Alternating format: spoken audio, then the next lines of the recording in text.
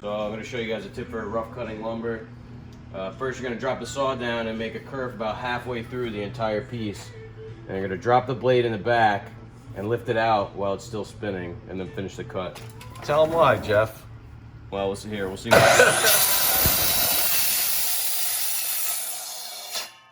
you want to lift it out while it's still spinning, otherwise the blade's going to get pinched. So if you cut like that, you're never going to get bound up. The saw's not going to kick back.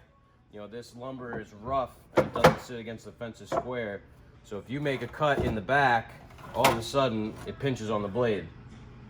If you have that relief all the way through and then cut the back, when you make your final cut, you know, it's already freed up back here. That's right, and this is what the lumber looks like when it comes into the shop. Usually it's about 1/4 inch oversized.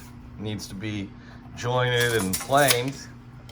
And this morning, we turned it into this.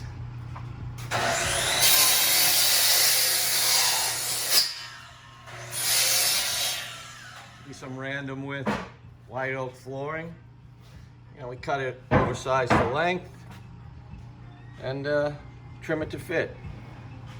All right.